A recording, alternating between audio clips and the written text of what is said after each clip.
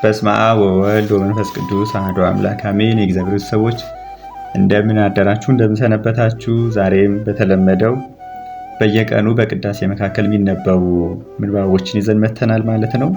ዛሬ ሁለት የቅዱስ መጽሐፍ ምንባቦችን ይዘን የመጣ ነው። የቅዱስ ማቴዎስ ወንጌል እና የሐዋርያው የቅዱስ ጴጥሮስን መልእክት ነው ለዛሬ ይዘን የመጣ ነው። ስለዚህ መጀመሪያ ከቅዱስ ማቴዎስ ወንጌል እንጀምራለን ማለት ነው። የዛሬው የቅዱስ ማቴዎስ ወንጌል ምንባብ የቅዱስ ማቴዎስ ወንጌል ምዕራፍ 18 ከቁጥር 1 ጀምሮ ያለውን ነው የምናገኘው ማለት ነው። ምንባቡ እንደዚህ ይላል እና አብረን እናዳምጣለን ማለት ነው።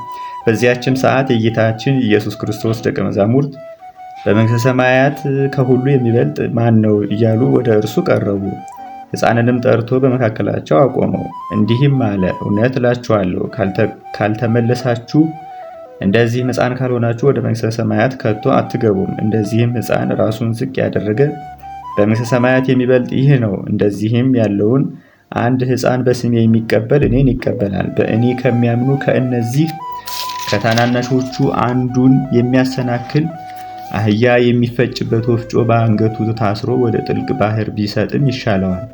ከሚመጣውም ከማሰናከያ የተነሳ ለዓለም ወዮለት። ማሰናከያ ግድ ይመጣልና፣ ነገር ግን ማሰናከያን ለሚያመጣ ለዚያ ሰው ወዮለት።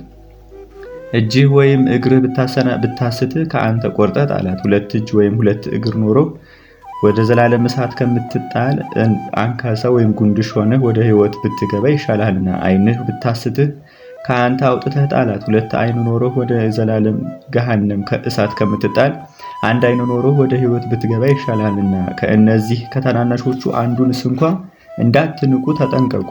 መላእክቶቻቸው በሰማያት ሁልጊዜ በሰማይ ያለውን የአባቴን ፊት ያያሉ። እላችኋለሁ የሰው ልጅ የጠፋውን ሊፈልግ ሊያድን መጥቷልና።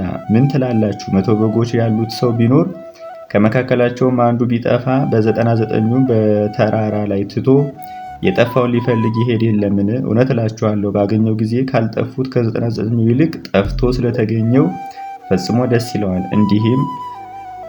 እንዲሁም ከእነዚህ ከታናናሾቹ አንዱ እንኳ ይጠፋ ዘንድ በሰማያት ባለው አባቴ ፊት አይፈቀድምና። የሐዋርያው የቅዱስ ጴጥሮስ መልእክት አንደኛ ጴጥሮስ ምዕራፍ 2 ከቁጥር 4 ጀምሮ እንደዚህ ይላል። በሰውም ወደ ተናቀ በእግዚአብሔር ዘንድ ግን ወደ ተመረጠውና ክቡር ወደ ሆነው ወደ ሕያው ድንጋይ ወደ እርሱ ቅረቡ። ደግሞ እንደ ሕያዋን ድንጋዮች ሆናችሁ በኢየሱስ ክርስቶስ ለእግዚአብሔር ደስ የሚያሰኝ መንፈሳዊ መስዋዕትን ታቀርቡ ዘንድ ቅዱሳን ካህናት እንድትሆኑ መንፈሳዊ ቤት ለመሆን ተሰሩ። እንዲህ ተጽፏልና፣ እነሆ በጽዮን የተመረጠውንና የከበረውን የማዕዘን ድንጋይ አኖራለሁ፣ በእርሱ ያመነም አያፍርም። ለምታምኑ ለእናንተ ክቡር ነው፣ ለሚክዱት ግን አናጢዎች የናቁት ድንጋይ እርሱ የማዕዘን ራስ ሆነ። እርሱም በቃሉ ለሚጠሩና የተፈጠሩበትን ለሚክዱ የእንቅፋት ድንጋይና የማሰናከያ አለት ነው። ለዛሬ የነበረን የቅዱስ መጽሐፍ ምንባብ ይህንን ይመስል ነበረ።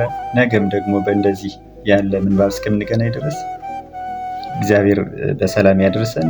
ሁላችሁም ይህንን ቻናል ሰብስክራይብ በማድረግ ለሌሎችም ሼር በማድረግ በደንብ ቤቱ እያደገ ሲሄድ በየቀኑ በዕለቱ የሚነበቡትን እያነበብን አብረን እያደግን እየተማማርን እንሄዳለን ማለት ነው።